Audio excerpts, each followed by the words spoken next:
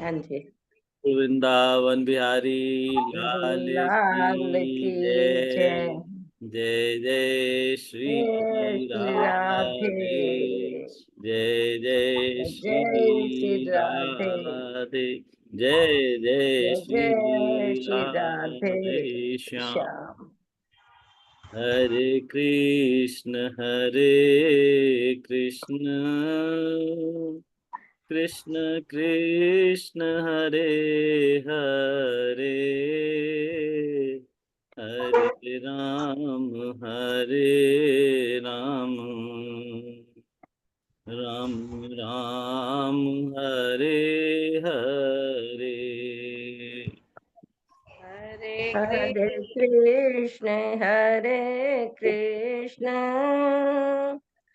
कृष्ण कृष्ण हरे हरे, हरे राम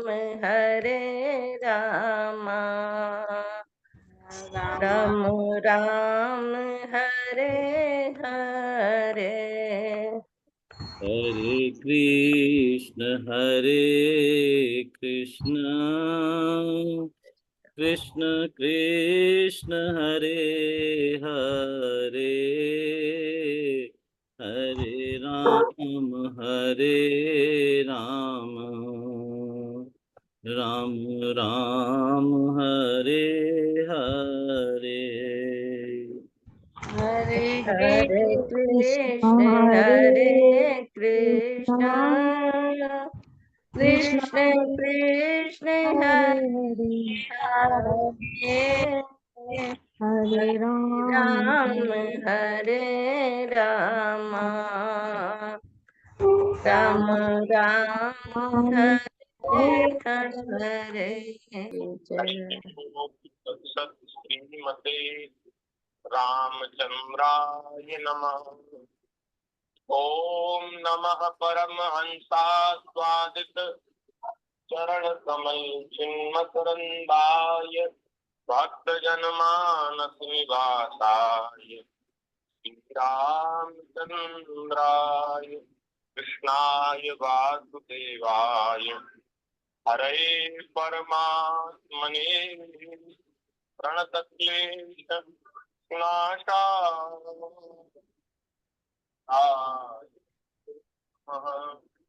सीतानाथ समारंभां श्रीरामानन्दादि मध्यमाम् अस्मदाचार्यपर्यन्तां वन्दे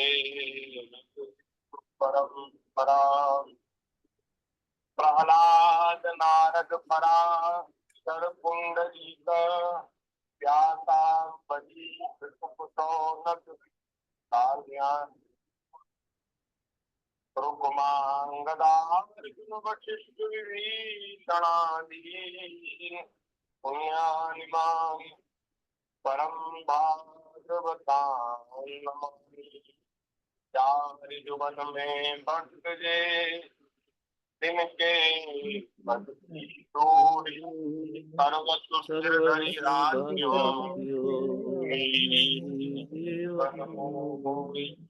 भक्त भक्ति भगवंत गुरु चतुर्नाम बहुएक इनके पद वंदन किए नाटे श्री राम जय राम जय जय राम राम जय राम जय जय राम। श्री राम जय राम जय जय राम। श्री राम जय राम जय जय राम। राम जय राम जय जय राम। राम जय राम जय जय राम। श्री राम जय राम जय जय राम। श्री राम जय राम जय जय राम।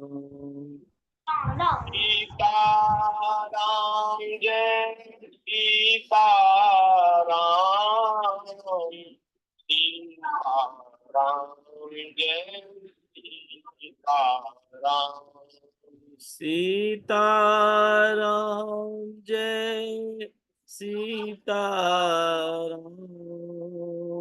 सीताराम जय सीताराम।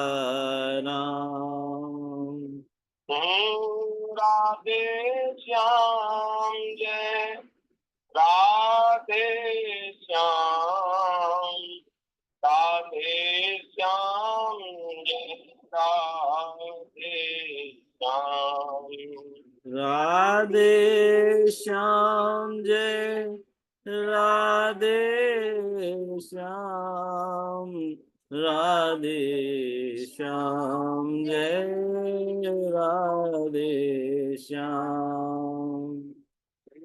राम जय राम, जय जय राम, श्री राम जय राम, जय जय राम।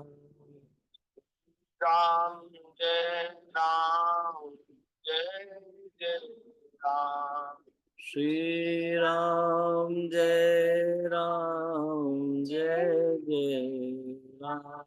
बोलिए श्री सीतारामचंद्र भगवान की जय। वृंदावन बिहारी लाल की जय। श्रीमद्भागवत महापुराण की जय। श्री सुखदेव जी महाराज की जय। सब संतन की जय, सब हरि भक्तन की जय, जगत जननी पूज्या गौ माता की जय, जय जय श्री राम जय जय श्री सीताराम, हर हर महादेव की जय।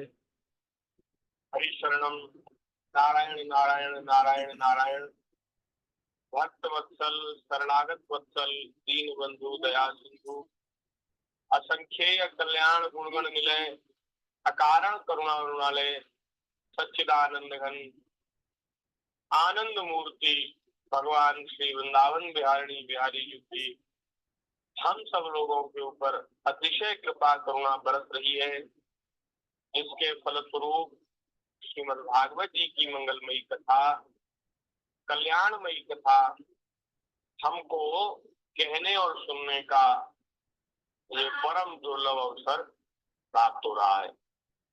ठाकुर जी बड़े कृपालु हैं, बड़े दयालु हैं।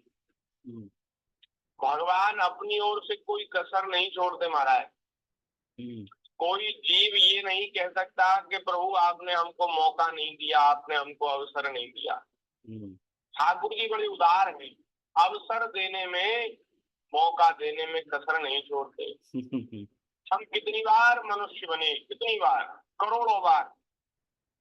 करोड़ों जन्म हो गए 84 का चक्कर लगाते लगाते, बार बार मनुष्य शरीर भगवान कृपा करके देते हैं और बार बार हम उस अवसर को गवा देते हैं, उनकी कृपा का अनादर कर देते हैं। लेकिन फिर भी ठाकुर जी खींचते नहीं महाराज, देते देते भगवान देते देते भगवान उगते नहीं। पता होता ना कि अरे तो बार बार बिगाड़ता है, इसको क्या दें। लेकिन महाराज हमारे ठाकुर जी कैसे दयावान हैं, कैसे दयालु हैं, कैसे कृपालु हैं कि वे हमको बार बार अवसर प्रदान करते हैं। कबहु करी करुणा नर देई,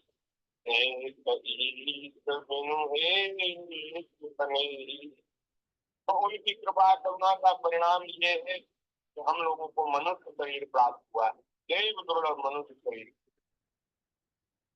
और महाराज मनुष्य शरीर तो प्राप्त करा ही दिया, और भगवान की चरम कृपा, अपार कृपा, भगवान जी के ऊपर बिल्कुल रीझ जाए तो क्या देते हैं। तो भगवान की कृपा की सीमा है सत्संग। जी जब किसी जीव के ऊपर भगवान बहुत अधिक प्रसन्न होते हैं, बहुत अधिक कृपा करते हैं, तो उसको सत्संग प्रदान करते हैं। तो आप सोचिए कि हम लोग कितने भाग्यशाली हैं। जी ठाकुर जी ने कितनी कृपा करी है, मनुष्य शरीर दिया और मनुष्य शरीर प्राप्त करा करके हमको सत्संग भी प्रदान किया। तो ठाकुर जी ने कोई कसर नहीं छोड़ी महाराज।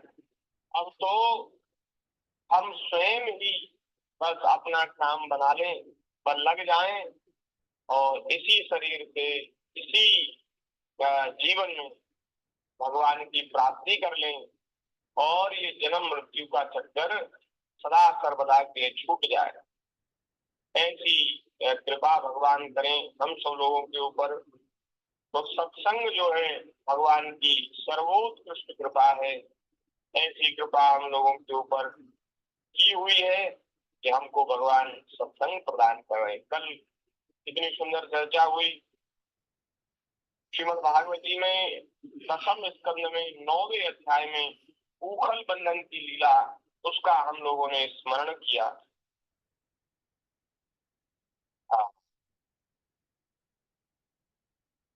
महाराज और आज जो है यमला अर्जुन के उद्धार की कथा है।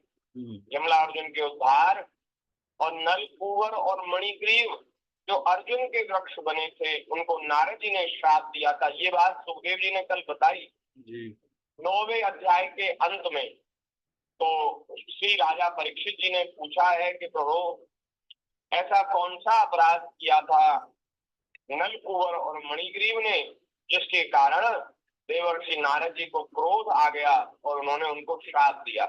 किंतु देखो संत तो दयालु होते, कृपालु होते, जीवों के अपराध को क्षमा करते हैं। ये बात है।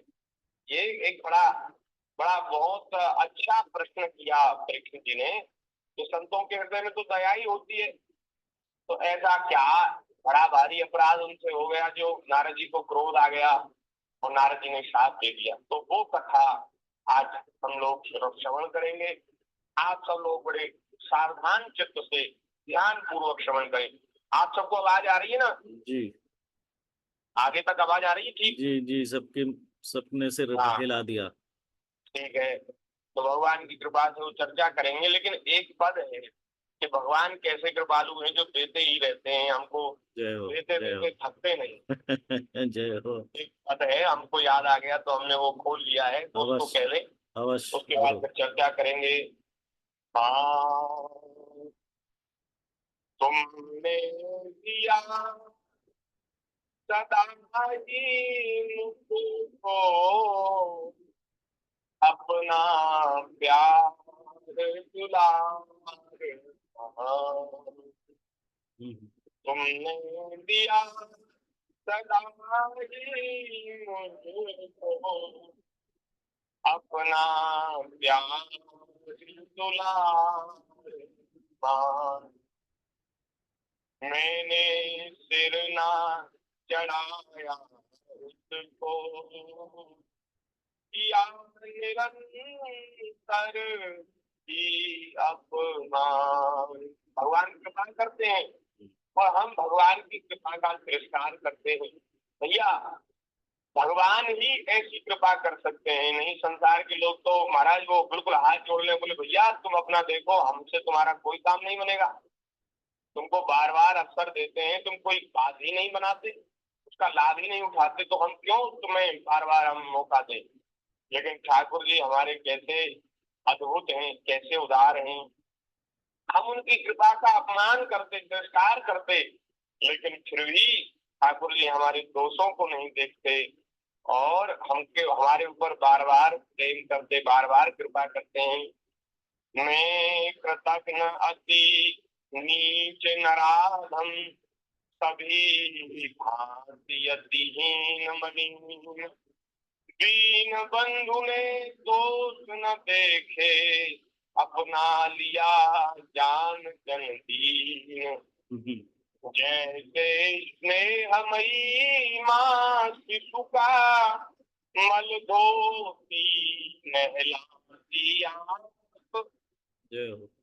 बहुत सुंदर है, कोई ज्यादा व्याख्या करने की जरूरत नहीं, जी। सही बोली है, सुंदर सीधी जो शुद्ध हिंदी की भाषा है। जैसे स्नेहमयी माँ शिशु का मल धोती नहलाती आपको, स्नेह सिंधु तुमने वैसे ही किया विशुद्ध मिटा मन। जय।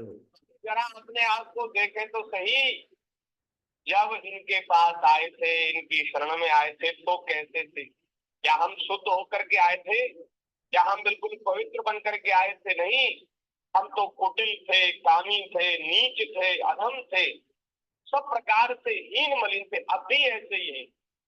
लेकिन महाराज ठाकुर जी ने अपनी ओर से कृपा करके हम लोगों को पवित्र किया, हम लोगों के मन को निर्मल किया। कैसे? जैसे स्नेहमयी माता अपने हाथ से ही अपने शिशु का मल साफ करती है, उसको नहलाती धुलाती, उसको पवित्र करती है, ऐसी ठाकुर जी करते हैं। मेरी निपट नीचता अति है, दया तुम्हारी अमित अपार, सहज दया बस भस्म कर दिया तुमने मेरा अग्र संभार। बड़े भारी भारी पाप थे, आपने उन सब पापों को भस्म कर दिया। सहज दया बस भस्म कर दिया तुमने मेरा अग्र संभार। चरण चरण मिल गई सदा को छाया सुधानंद सब ओर। उदय हो गया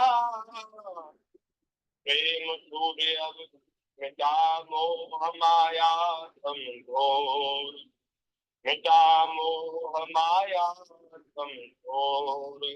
जय राधे जय राधे राधे, जय राधे जय जय राधे, जय राधे जय जय राधे राधे, राधे, श्री राधे जय जय राधे।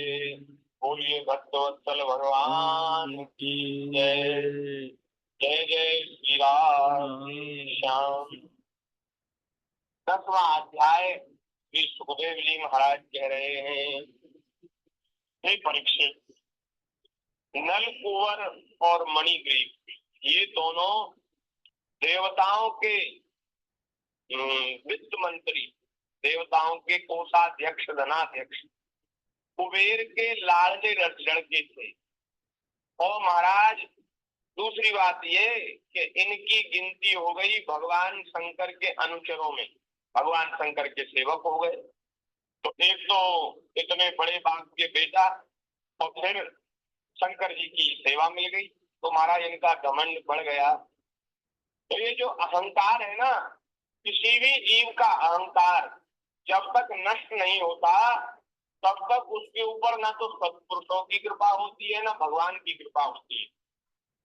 तो अहंकार का गलना, अहंकार का नष्ट होना बड़ा जरूरी है। तो भोले बाबा की सेवा इनको प्राप्त हुई शंकर जी की, तो शंकर जी तो महान भागवत हैं, उनकी सेवा से तो इनको भगवत प्राप्ति होनी ही चाहिए थी। और उसके लिए जरूरी था कि इनका अहंकार नष्ट हो। इनका अहंकार बहुत बढ़ रहा था। तो फिर लीला हुई। क्या लीला हुई कि एक दिन ये दोनों नल कुंवर और मणिग्रीव दोनों भाई महाराज कैलाश के रमणीय उपवन में गंगा जी मंदाकिनी जी के तट पर वारुणी मदिरा पीकर मदोन्मत्त हो रहे थे। जैसे यहाँ मदिरा होती है, शराब होती है, ऐसे ही देवताओं के यहाँ भी एक मद्य होता है, नशा करने वाला एक पेय होता है, उसको वारुणी कहते हैं। वारुणी वो जैसी यहाँ जो मदिरा है ऐसा अपवित्र वो नहीं होता, वो शुद्ध पवित्र होता है, लेकिन उससे नशा होता है, इसलिए उसको ठीक नहीं माना गया। ये जो यहाँ की जो मध्य है ना, संसार की मध्य, ये महान अपवित्र है। हमने ऐसा सुना है कि महाराज ये कीड़ों को पीस कर बनाई जाती, फलों को सड़ा दिया जाता है, फल एकदम कीड़े पड़ जाते हैं उसमें फलों में, और फिर उनको पीस करके, वो कीड़ों को पीस करके महाराज ये मद्य बनता है। इतनी अपवित्र है। और जो मदिरा पान करते हैं, मद्य पान करते हैं, उनको करोड़ बार मद्य का कीट बनना पड़ता है, क्योंकि जिन कीड़ों को आपने मारकर पिया है वो भी तो तुम्हें पिएंगे, तो इसलिए कीड़ा बनना पड़ता है करोड़ों बार। क्योंकि हम जैसा काम करते हैं वैसा ही फल हमको मिलता है। किसी के साथ अच्छा करेंगे तो हमारे साथ भी अच्छा होगा, किसी के साथ बुरा करेंगे तो वह बुरा हमारे पास भी लौट करके आएगा। लेकिन वो जो वारुणी मदिरा है वो ऐसी अपवित्र नहीं होती। वो तो हमें अभी ध्यान नहीं आ रहा, लेकिन कहीं किसी वृक्ष से निकलती है, लिया मध्य, तो उससे इनका नशा हो गया, आंखें घूमने लगी, मतवाले हो गए। और बहुत सी अप्सराएं, स्त्रियां, गंधर्व पत्नियां, वे इनके साथ विचरण कर रही थी, वे गा बजा रही थी और महाराज जी उनके साथ विहार कर रहे थे। तो गंगा जी में बड़े सुंदर कमल के पुष्प खिले थे, बड़ा सुंदर शीतल जल था। तो ये दोनों स्त्रियों के साथ गंगा जी के जल में प्रवेश कर गए, जल क्रीड़ा करने लगे। जैसे हाथियों के झुंड अपनी हथनियों के साथ क्रीड़ा करते, ऐसे ये क्रीड़ा करने लगे। तो सुखदेव जी कहते, परीक्षित संयोग था कि महाराज उसी समय देवर्षि नारद जी वहां से आ निकले। उन्होंने इन यक्ष युवकों को देखा और समझ लिया कि ये समय मतवाले हो रहे हैं, मर्यादा का बिल्कुल नाश कर रहे हैं। गंगा जी का पवित्र जल है, गंगा जी में स्नान लोग अपने पाप ताप का नाश करने के लिए करते हैं, लेकिन ये धूर्त गंगा जी के जल में विहार कर स्त्रियों के साथ। तो ये बात समझ में आ गई थी कि भाई बड़े बाप के बेटे, इनको अहंकार है, इसलिए ये मर्यादा का अतिक्रमण कर रहे हैं। तो देवर्षि नारद जी को देखकर अप्सराएं तो लजा गईं और साप के डर से उन्होंने अपने अपने कपड़े झटपट पहन लिए, परंतु इन यक्षों ने महाराज नारद जी को कोई ध्यान ही नहीं दिया। अरे ये तो बाबा जी हैं, घूमते फिरते रहते, क्या करें, तब निकल जाएंगे, हमको देखकर हमें क्या देखेंगे, निकल जाएंगे। उन्होंने महाराज न तो गंगा जी से बाहर निकले और न उन्होंने कपड़े पहने। जब देवर्षि नारद जी ने देखा कि ये है तो देवता, लेकिन मद से अंधे हो रहे हैं और मदिरा पान भी किया हुआ है, तब उन्होंने उनको शाप दिया। और नारद जी का शाप भी महाराज उनका अनुग्रह ही था। नारद जी का शाप अनुग्रह ही था, क्योंकि महापुरुष महाराज किसी का अहित करते ही नहीं। क्रोध भी करते हैं ना संत, क्रोध भी करते हैं, तो उसमें भी जीव की भलाई, हम लोगों का हित छिपा रहता है जी। तो क्या क्रोध किया उन्होंने, क्या शाप दिया? नारद जी ने कहा कि जो लोग अपने प्रिय विषयों का सेवन करते हैं, उनकी बुद्धि को सबसे बढ़कर नष्ट करने वाला है धन संपत्ति का नशा। भोग तो तमाम है दुनिया में, लेकिन ये जो धन का नशा है, धन की जो खुमारी है ना, ये सबसे ज्यादा महाराज खतरनाक है। ये धन संपत्ति का नशा जिसको हो जाता है तो उसका महाराज पतन हो जाता है, सर्वनाश हो जाता है। हिंसा आदि रजोगुणी कर्म और कुलीनता आदि का अभिमान भी उससे बढ़कर बुद्धि भ्रंशक नहीं है, क्योंकि श्रीमत के साथ साथ तो और भी तमाम दोष चलते हैं। जिसको धन का नशा हो जाता है उसको फिर तमाम व्यसन उसमें लग जाते हैं, जुआ, शराब, स्त्री, ये सब दोष उसके साथ साथ चलते हैं। तो महाराज ऐश्वर्य मत बड़ा भयंकर है, उसके जीव का सर्वनाश होता है।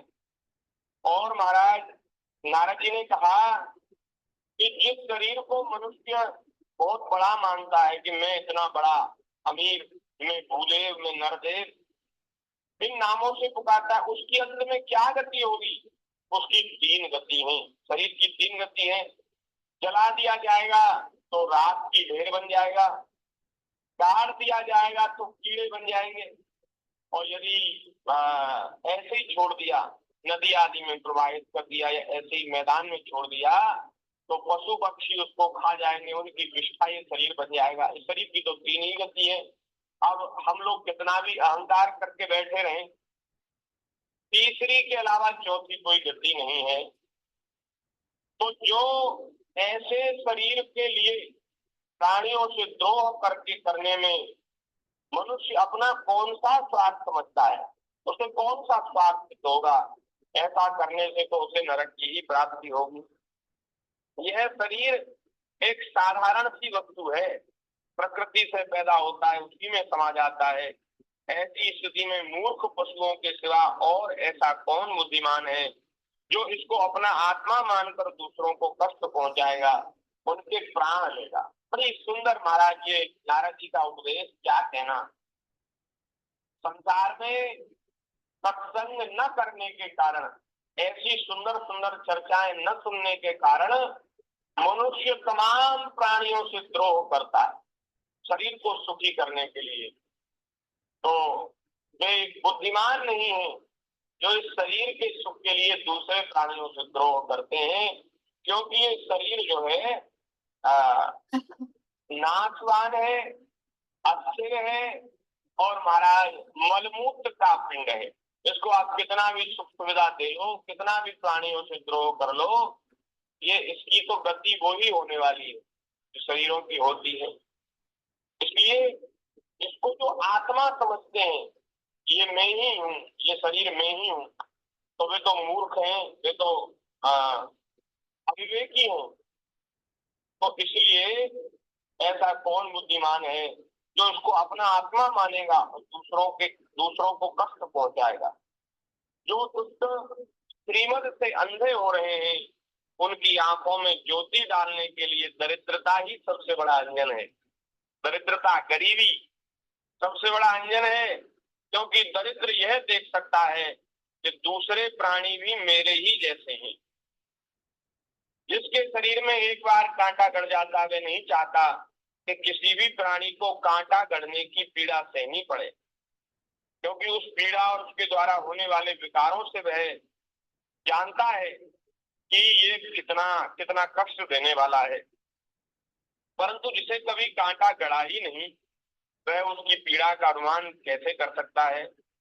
दरिद्र में घमंड और हेकड़ी नहीं होती, वह सब तरह के मदों से बचा रहता है, बल्कि दैववश उसे जो कष्ट उठाना पड़ता है वह उसके लिए बहुत बड़ी तपस्या भी है। गरीबी में महाराज तपस्या बन जाती है और तमाम तरह के दोषों से गरीब बचा रहता है। इसलिए भैया गरीबी में आनंद है। जो सुख पायो मैंने राम के भजन में, सो सुख नाए अमीरी में। और ऐसी इस पद में बड़ी सुंदर सुंदर पंक्ति है और अंत में कहा गया गरीबी में मौज है, गरीबी में मौज है। तो गरीब जो है उनको हेकड़ी नहीं होती, घमंड नहीं होता। और महाराज गरीबी में नहीं प्रभु, फकीरी में। हाँ, फकीरी में। हाँ, एक भजन है कुछ ऐसा जो मौज। हाँ, मन लगा मेरा लाल फकीरी में। हाँ, चलो ठीक है, कोई बात नहीं। तो यहाँ नारद जी कह रहे हैं कि महाराज जो उसको कष्ट उठाना पड़ता है तो उसके लिए बहुत बड़ी समस्या भी हो जाती है। जिसे प्रतिदिन भोजन के लिए अन्न जुटाना पड़ता है, भूख से जिसका शरीर दुबला पतला हो गया है, उस दरिद्र की इंद्रियां भी बहुत अधिक विषयी नहीं होती, अधिक विषय नहीं भोगना चाहती, सूख जाती हैं और फिर वह अपने भोगों के दूसरे प्राणियों को सताता नहीं, उनकी हिंसा नहीं करता। ये कितनी बढ़िया बात है। और ज्यादा जब विषय भोग होते ना, सुख सुविधा, तो इंद्रियों को इतनी सुख सुविधा प्रदान की जाए, इंद्रियां उतनी ही महाराज इंद्रियों में भोगने की इच्छा जगती है। जैसे अग्नि में खूब घी डाला जाए तो अग्नि और प्रज्वलित होती है, ऐसे ही जितने अधिक भोग इस शरीर को, इन इंद्रियों को दिए जाते हैं, ये इंद्रियां इतनी ही असंयमित होती हैं, अमर्यादित होती हैं। और कम भोग होते हैं तो फिर उसको ज्यादा भोगने की इच्छा नहीं होती। यद्यपि साधु पुरुष समदर्शी होते हैं, फिर भी उनका समागम दरिद्र के लिए ही सुलभ है, क्योंकि उसके भोग तो पहले से ही छूटे हुए हैं। संतों को कोई अमीर गरीब में कोई फर्क नहीं है, लेकिन महाराज संतों के संग का लाभ भी गरीब लोग उठा लेते हैं, क्योंकि भोग भोगने की इच्छा उनमें नहीं है। भोग की तृष्णा तो पहले ही मिट चुकी है। अब संतों के संग से उसकी लालसा तृष्णा भी मिट जाती है और शीघ्र ही उसका अंतःकरण शुद्ध हो जाता है। वाह, कितनी बढ़िया बात है। भोग इच्छा तो पहले नहीं है, और अब वो महाराज संतों का संग करता है तो लालसा तृष्णा मिट जाती है और उसका अंतःकरण शीघ्र ही शुद्ध हो जाता है। तो जो गरीब हैं तो उनमें महाराज उनको जल्दी लाभ मिल जाता है सत्संग से, क्योंकि देखो धनी पुरुषों में 3 दोष होते हैं। एक तो धन अपने आप में दोष है। धन जहाँ धन रहता है वहाँ 15 दोष धन के साथ रहते हैं, उनकी चर्चा भी हमारे करेंगे। और दूसरे धन का अभिमान, धन का घमंड, और तीसरे धन की तृष्णा, ये 3 दोष रहते हैं। दरिद्र में केवल एक ही होता है, 2 नहीं होते। ना उनके पास धन है तो धन के तो जो 15 दोष है वो तो है ही नहीं। उनके पास धन का अभिमान भी नहीं है, क्योंकि जब धन नहीं है तो अभिमान क्या करेंगे। केवल तीसरा दोष होता है, उनको धन प्राप्ति की इच्छा रहती है। और जब सत्पुरुषों का संग करते हैं तो जिनमें 3 दोष हैं उनको फिर थोड़ा विलंब से लाभ होता है, और जिसमें एक दोष है उसकी धन प्राप्ति की तृष्णा मिट जाती है और उसका शीघ्र कल्याण हो जाता है। इसलिए महाराज कोई कुछ भी कहे, हमें तो ऐसा लगता है कि सफलता और ये सक्सेसफुल ये सब महाराज चुका है, ये सब बेकार की बात है। ठाकुर जी ने जो दिया है उसमें खूब आनंदित रहना चाहिए, और हम सफल हो जाएं, बहुत धन प्राप्त हो जाए, इसमें जीव का मंगल नहीं है, कल्याण नहीं है। तो महाराज जितना आप संसार में बड़ी छोटी उपलब्धि प्राप्त करोगे उतने ही थकते जाओगे। हाँ, तो इसलिए जो लोग कहते हैं कि भाई थोड़ा धन कमाना है और पहले तो ऐसे थे, हमें तो ऐसी बात भी अच्छी लगती, अरे पहले तो हमने बड़े बड़े दुख पाए हैं और महाराज ऐसा अभाव था, कहते कहते लोग रो पड़ते हैं। हमें तो पता नहीं क्या बड़ा महाराज आनंद आता है कि बहुत आनंद है, गरीबी में बड़ा सुख है। हमें तो ऐसा नहीं कि हम गरीबी से परेशान हैं, दुखी हैं, रो रहे हैं, नहीं। ऐसा हमने बहुत वक्ताओं को सुना है कि पूर्व की चर्चा करते करते महाराज ऐसे ऐसे जाते थे, ऐसे भटकते थे और रोने लग जाते। क्यों? इसका मतलब ये है कि आपने उस अवस्था को, उस परिस्थिति को प्रतिकूल मान रखा है, और आज आपके पास मान प्रतिष्ठा है, धन संपत्ति है, तो इसको आपने अच्छा मान रखा है। इसलिए आपको उस बात को याद करने में भी बड़ा दुख हो जाता है। नहीं, ठाकुर जी की कृपा से सब आनंद है, खूब कृपा है, करुणा है। ये जो बात हम प्रसंग पढ़ते हैं तो हमें तो बिल्कुल इच्छा नहीं होती कि धन संपत्ति मिले और मान बढ़ाई मिले, मान प्रतिष्ठा मिले। सच्ची बात बता रहे हैं हृदय की जी। हाँ, तो हम तो बिल्कुल ऐसे ही ग्रंथों की कृपा से, ठाकुर जी कृपा से हमारे मन में तो ये इच्छा निकल गई कि धन भी आ जाए, ये भी हो जाए। प्रभु जी मुझे आपका एहसास हो चुका है, आपके बारे में एहसास हो चुका है पूरी तरह से। हाँ, अब आगे नारद जी कह रहे हैं, जिन महात्माओं के चित्त में सबके लिए समता है, जो केवल भगवान के चरणारविंदों का मकरंद रस पीने के लिए सदा उत्सुक रहते हैं, उन्हें दुर्गुणों के खजाने अथवा दुराचारियों की जीविका चलाने वाले और धन के मत से मत वाले दुष्टों की क्या आवश्यकता है। वे तो उनकी उपेक्षा के ही पात्र। जो संत महापुरुष होते हैं ना, वो धनी मानियों का मुंह नहीं ताकते। धनी मानी उनकी उपेक्षा के पात्र हैं, उनकी उपेक्षा करते, बोले तुम जाओ अपना आनंद लो, हमें तुमसे कोई लेना देना नहीं, हमें तो भैया गरीबों से काम है। जिनको धन का अभिमान नहीं, जिनको धन का मान नहीं, जिनके पास धन भी नहीं, ऐसे गरीबों से काम है। अभी आज ही हम श्री पथमेड़ा वाले महाराज जी को सुन रहे थे। श्री पथमेड़ा वाले महाराज जी ने कहा कि हमारा कुछ ऐसा नियम है कि हम किसी के घर नहीं जाते। तो महाराज जी ने कहा कि एक बड़े शहर में हमसे एक व्यक्ति ने कहा, बोले महाराज हम आपको 11 लाख रुपए की सेवा अर्पित करेंगे, आप हमारे घर चलो। तो महाराज जी ने कहा कि भाई गौ सेवा आप करना चाहते हो ये तो अच्छी बात है, लेकिन हमारा नियम है कि हम जाते नहीं कहीं, तो हम रुपयों के लिए तो नहीं जाएंगे। तो वो बोला महाराज नहीं, आपको चलना पड़ेगा, हम तभी सेवा करेंगे। तो बोले नहीं, अगर तुम्हारी यही शर्त है तो बिल्कुल हमें तुम्हारी सेवा की जरूरत ही नहीं, जाओ अपना काम करो। तो उसने कहा महाराज 21 लाख की सेवा करूंगा। ये सच्ची घटना उन्होंने सुनाई आज। बोले 21 लाख की सेवा करूंगा। बोले नहीं जाना। बोले महाराज 51 लाख रुपए की रसीद कटवाऊंगा। बोले तुम 51 लाख नहीं, तुम 51 करोड़ की रसीद कटवाओ, 51 अरब की रसीद कटवाओ, हमें नहीं जाना तो नहीं जाना।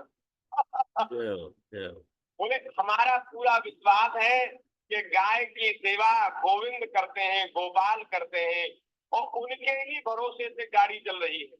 25 साल हो गए, 30 साल हो गए, 1 लाख से ज्यादा गोवंश की सेवा पथमेड़ा महाराज के द्वारा हो रही है। और वे कह रहे हैं उतने दिनों से गोविंद कर रहे हैं और आगे भी गोविंद ही करेंगे, हमारा पूरा विश्वास है, हमें तुम्हारी जरूरत है। ये बात धनी मानियों की अपेक्षा के, धनी मानी उनकी अपेक्षा के साथ उपेक्षा कर देते हैं, क्योंकि दुर्गुणों के खजाने, धन के मत से मत वाले जो लोग हैं उनकी उन्हें क्या आवश्यकता है, कोई आवश्यकता नहीं। तुम अपने नशा में मत रहो और हम अपनी कुमारी में मस्त रहें। तो महाराज आगे सुखदेव जी महाराज कहते हैं, इतनी बढ़िया बढ़िया चर्चा है, क्या करें, बहुत समय लग जाता। तो आगे कह रहे हैं कि नारद जी ने विचार किया कि मैं इन स्त्री लंपट यक्षों के अज्ञान जनित मत को चूर चूर कर दूंगा। और उन्होंने महाराज शाप दिया कि जाओ तुम महाराज वृक्ष योनि को प्राप्त हो जाओ, क्योंकि ये जो कुबेर के पुत्र हैं नशा करके अचेत हो रहे हैं, और इनको इस बात का भी पता नहीं कि कोई महात्मा यहाँ आ गए, नंग धड़ंग नदी में विहार कर रहे हैं। तो नंग धड़ंग रहना ये मनुष्य का स्वभाव नहीं है, ये तो वृक्षों का स्वभाव है। वृक्ष रहते नंग धड़ंग, उनको कौन कपड़े पहनावे? या तो पशु पक्षी रहते हैं या वृक्ष रहते हैं, ये जड़ है। इसलिए इनको श्राप दिया, जाओ तुम वृक्ष योनि को प्राप्त हो जाओ। वृक्ष योनि में जाने पर भी मेरी कृपा से इन्हें भगवान की स्मृति बनी रहेगी। इनको जैसे जो जड़ योनि में जाने पर जैसे जड़ता आ जाती है, फिर उसको सोचने समझने की शक्ति नहीं रहती। बोले ऐसा तुम्हारे साथ नहीं होगा, क्योंकि तुम्हें साप भी दिया है तो नारद जी ने दिया है। मतलब एक संत के द्वारा तुम स्थापित हो, तो संत के द्वारा स्थापित हो तो संत तो भैया कृपा ही करते, जीव का कल्याण ही करते हैं। इसलिए कहा कि वृक्ष योनि में, जड़ योनि में जाने पर भी तुम्हारे भीतर जड़ता नहीं आएगी, तुम्हें भगवान की स्मृति बनी रहेगी और भगवान श्री कृष्ण का आश्रय प्राप्त होगा, और फिर भगवान के चरणों में परम प्रेम प्राप्त करके तुम अपने लोक को चले जाओगे। लेकिन तुम्हारा ये जो नशा है धन का, ये उतर जाएगा। तो सुखदेव जी महाराज कहते हैं इस प्रकार देवर्षि नारद जी कहकर नर नारायण के आश्रम पर चले गए, और नल कुंवर और मणिग्रीव ये दोनों एक ही साथ अर्जुन वृक्ष होकर यमलार्जुन नाम से प्रसिद्ध हुए। और जब यशोदा मैया ने भगवान श्री कृष्ण को रस्सी से ऊखल से बांध दिया था, तो ऊखल को घसीटते घसीटते ठाकुर जी ने उस ओर प्रस्थान किया इधर यमलार्जुन की वृक्ष। भगवान ने सोचा कि देवर्षि नारद मेरे अत्यंत प्यारे हैं, और ये दोनों भी मेरे भक्त कुबेर के लड़के हैं। कुबेर जो है मेरा भक्त है और ये उनके लड़के हैं। इसलिए नारद जी ने जो कुछ कहा है उसे मैं ठीक उसी रूप से पूरा करूंगा। यह विचार करके भगवान श्री कृष्ण दोनों वृक्षों के बीच में फंस गए। अब वे तो दूसरी ओर निकल गए, परंतु ऊखल टेढ़ा होकर उसमें फंस गया, अटक गया। दामोदर भगवान श्री कृष्ण की कमर में रस्सी कसी हुई थी, रस्सी बंधी हुई थी। भगवान का नाम भी हो गया दामोदर, उधर में रस्सी बंधी है इसलिए भगवान का नाम हो गया दामोदर। उन्होंने अपने पीछे लुढ़कते हुए ऊखल को ज्यों ही तनिक जोर से खींचा, ज्यों ही पेड़ की सारी जड़ें उखड़ गई। पेड़ महाराज जोर से सहित उखड़ कर आ गया और समस्त बल विक्रम के केंद्र भगवान का तनिक सा जोर लगते ही पेड़ों के तने, शाखाएं, छोटी छोटी डालियां, पत्ते सब कांप उठे और वे दोनों बड़े जोर से तड़तड़ाते हो पृथ्वी पर गिर पड़े। बोलिए भक्त वत्सल भगवान की जय। अब जैसे ही वो पेड़ उखड़े और गिरे तो वृक्ष तो समाप्त हो गए, लेकिन उनमें से, उन वृक्षों में से अग्नि के समान तेजस्वी दो सिद्ध पुरुष निकले। उनके चमचमाते हुए सौंदर्य से दिशाएं दमक उठी। उन्होंने संपूर्ण लोकों के स्वामी भगवान श्री कृष्ण के पास आकर उनके चरणों में सिर रखकर प्रणाम किया, हाथ जोड़कर शुद्ध हृदय से ये उनकी इस प्रकार स्तुति करने लगे। देखो, भगवान का अवतार हुआ उससे पहले से ही ये गोकुल में है, नंद महल में है, तो ब्रजवासियों का सानिध्य इनको प्राप्त हुआ। और फिर ठाकुर जी का भी अवतार हुआ। इन्होंने महाराज भगवान की बाल लीलाएं और भगवान के सब उत्सव अपने नेत्रों से देखे, क्योंकि ये जड़ नहीं थे। इनको नारद जी की कृपा से चेतनता प्राप्त थी, तो इन्होंने उसका अनुभव किया, दर्शन किया। इनके हृदय में भगवान के प्रति अपार प्रेम, अपार भक्ति जग गई थी, क्योंकि नारद जी ने भी ऐसा ही आशीर्वाद दिया था। तो अब महाराज इन्होंने शुद्ध अंतःकरण से भगवान की स्तुति करी। ये भक्त हो गए थे। अब भैया भक्तों की स्तुति अद्भुत ही होती है, बहुत सुंदर स्तुति की। कृष्ण कृष्ण महायोगिन स्वमाज्य पुरुषा परः व्यक्ता व्यक्तमिदं विश्वं रूपं ते कामना विदुः। नमः परम कल्याण, नमः परम मंगल, वासुदेवाय शांताय यदूनां पतये नमः। हे परम कल्याण स्वरूप श्री कृष्ण, आपको नमस्कार है। हे परम मंगल स्वरूप श्री कृष्ण, आपको नमस्कार है। आप यदुवंश शिरोमणि हैं, सबके हृदय में विहार करते हैं, शांत स्वरूप हैं। हम आपको बार बार प्रणाम करते हैं। हे अनंत, हम आपके दासानुदास हैं, आप हमें स्वीकार कीजिए। देवर्षि भगवान नारद के परम अनुग्रह से ही हम अपराधियों को, ध्यान दीजिए, हम तो अपराधी थे, हमें तो दंड मिलना चाहिए था, लेकिन देखो महापुरुषों की, भैया महापुरुषों का तो दायरा ही ऐसा है। इनके दायरे में जो कोई आ जाए उसके ऊपर कृपा करते हैं, करुणा करते, भगवान से मिला देते हैं। इन प्रकारेण भगवान से मिला ही देते हैं। तो हम अपराधियों को भी आपका दर्शन प्राप्त हुआ नारद जी की कृपा से। हम लोग बड़े भाग्यशाली हैं। अब बोले महाराज, हमें आपकी भक्ति का रहस्य मालूम हो गया। आपकी भक्ति जो है वो महापुरुषों की कृपा से ही मिलती है, इसलिए आप हमें ऐसा वरदान दें, ऐसा हमारे ऊपर अनुग्रह करें कि हमें सदैव आपके भक्तों की सेवा, आपके संतों की सेवा करने का अवसर हमको प्राप्त हो। हमारी वाणी आपके गुणों के कथन में लग जाए। बहुत सुंदर श्लोक है। हमारी वाणी आपके गुणों के गान में लग जाए, हमारे कान आपकी कथा के श्रवण में लग जाए। हस्तो च कर्म सुमनस्तव पादयोर्नः। हे प्रभु, आपके जो मधुर सुंदर चरणार बिंद हैं, चरण कमल हैं, हमारे हाथ उनकी सेवा में लग जाएं और निरंतर मन में आपके चरणों की स्मृति बनी रहे। आपकी सेवा में हमारे हाथ लग जाएं और मन में आपके चरणों की स्मृति हो। हमारा मस्तक सबके सामने झुका रहे और संत तो आपके प्रत्यक्ष शरीर हैं, संतों में और आप में तो भेद नहीं है, तो हमारी आंखें उनका दर्शन करती रहे। जय हो। आंखों से हम संतों का दर्शन करें, वाणी से आपके गुणों का गान करें, कानों से आपकी कथा का श्रवण करें, मन से आपके चरणों का स्मरण करें। आहा, यही भक्ति का रहस्य है, यही भक्ति का सार है कि हमारी सब इंद्रियां जो अब विषय उन्मुख हो रही है, विषयोन्मुख हो रही है, वे विषयों से हटकर इंद्रियों के पति गोपति गोविंद में लग जाए। हमारी इंद्रियां गोविंद में लग जाएं, गोपाल में लग जाएं, इनकी सेवा में लगे। यही भक्ति है महाराज, यही प्रेम है।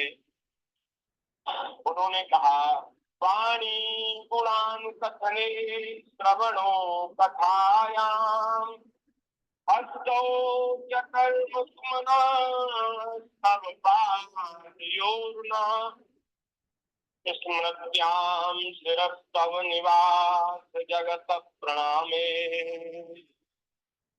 दृष्टि सतां दर्शने भगवत्सन्नाम दृष्टि सतां दर्शने भगवत्सन्नाम। बोलिए भक्तवत्सल भगवान की जय। श्री सुखदेव जी कहते हैं कि हे सौंदर्य माधुर्य निधि गोकुलेश्वर, सौंदर्य माधुर्य निधि गोकुलेश्वर श्री कृष्ण ने नल कुंवर और मणिग्रीव के इस प्रकार स्तुति करने पर रस्सी से उखल में बंधे बंधे ही हंसते हुए उनसे कहा। ठाकुर जी मुस्कुराए उनकी बात सुनकर, और भगवान ने कहा कि तुम लोग श्रीमत से अंधे हो रहे थे। मैं पहले से ही यह बात जानता था कि परम कारुणिक देवर्षि नारद ने साप देकर तुम्हारा ऐश्वर्य नष्ट कर दिया, साथ लिया और उससे तुम्हारा ऐश्वर्य नष्ट हो गया।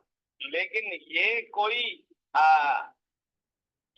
तुम्हारे ऊपर उनका क्रोध नहीं था, ये तो तुम्हारे ऊपर उनकी कृपा ही थी। ये उनकी कृपा थी, क्योंकि जिनकी बुद्धि समदर्शिनी है और हृदय पूर्ण रूप से मेरे प्रति समर्पित है, उन साधु पुरुषों के दर्शन से बंधन होता ही नहीं। उनके दर्शन से तो मुक्ति होती है महाराज, उनके दर्शन से बंधन नहीं होता। कैसे? बोले जैसे सूर्योदय होने पर अंधकार नहीं रहता, मनुष्य के नेत्रों के आगे प्रकाश छा जाता है, ऐसे ही संतों के दर्शन के बाद बंधन नहीं। तो उन्होंने बंधन के लिए तुम्हें शाप नहीं दिया, तुम्हारी मुक्ति के लिए तुम्हें शाप दिया। ऐसे करुणा में नारद जी, और नारद जी तो नारद जी है महाराज, जिसके ऊपर इनकी कृपा भरी नजर पड़ गई उसका कल्याण हो गया, वो भगवान के भक्तों की श्रेणी में उसकी गिनती हो गई। इसलिए नलकुंवर और मणिग्रीव, तुम लोग मेरे परायण होकर अपने अपने घर जाओ। तुम लोगों को संसार चक्र से छुड़ाने वाले अनन्य भक्ति भाव की जो तुम्हें अभीष्ट है, जो तुम चाहते हो, वो तुम्हें प्राप्ति हो गई। तुम्हें भक्ति भाव की प्राप्ति हो गई है, जाओ अब मौज करो। इस प्रकार से ठाकुर जी ने कहा। सुखदेव जी महाराज कहते हैं इत्युक्तो तो परिक्रम्य प्रणम्य च पुनः पुनः बद्धो लूखल मां मंत्र्य जगमतुर दिशमुत्तरा। जब भगवान ने इस प्रकार कहा तब उन दोनों ने भगवान की परिक्रमा की, उनको बार बार प्रणाम किया। इसके बाद ऊखल से बंधे हुए सर्वेश्वर की आज्ञा प्राप्त करके उन लोगों ने उत्तर दिशा की यात्रा की। बोलिए बाल कृष्ण लाल की जय, श्री भक्त वत्सल भगवान की जय। जय जय श्री राम। दामोदर दास भगवान संपन्न हो गया। हाँ। आगे की चर्चा भगवान की दया से यथामति यथा समय हम कल करेंगे। आज के सत्संग को यहीं विराम। और ये जो सुंदर सुंदर लीलाएं हैं, कथाएं हैं, इनका श्रवण करने के बाद हम मनन भी करें। जो हमने सुना है उसका मनन भी करें।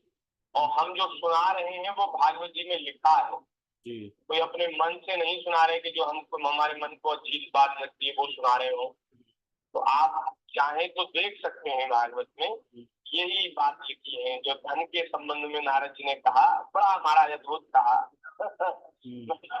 हमें तो बड़ी प्रसन्नता होती, बड़ा आनंद होता है। धनी मानियों को तो शरणम हरि शरणम हरि शरणम हरि शरणम हरि हरि शरणम शरणं हरि शरणं हरि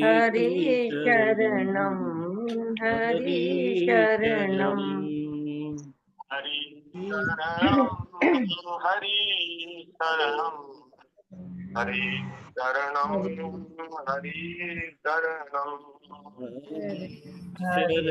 शरणं हरि हरि शरणम शरणं हरि शरणं हरि शरणं हरि शरणम हरि शरणम हरि शरणम हरि हरि हरि शरणम शरणं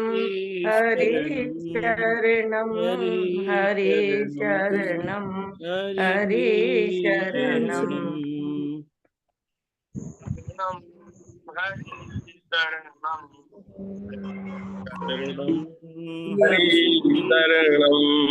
हरि शरणं हरि शरणम हरि शरणं हरि शरणं हरि शरणं हरि शरणम हरि शरणम हरि शरणं शरणम हरि शरणम शरणं हरि शरणम हरि शरणम हरि हरि शरणम शरणं हरि शरणं श्री वृंदावन बिहारी लाल की जय। जय जय श्री राधे। नारायण नारायण नारायण। जय हो। इसीलिए तो कहते हैं कि भगवान जय श्री के नाम राधे का जी, स्मरण जय करो, श्री संतों के राधे। दर्शन हो जाएंगे। जय श्री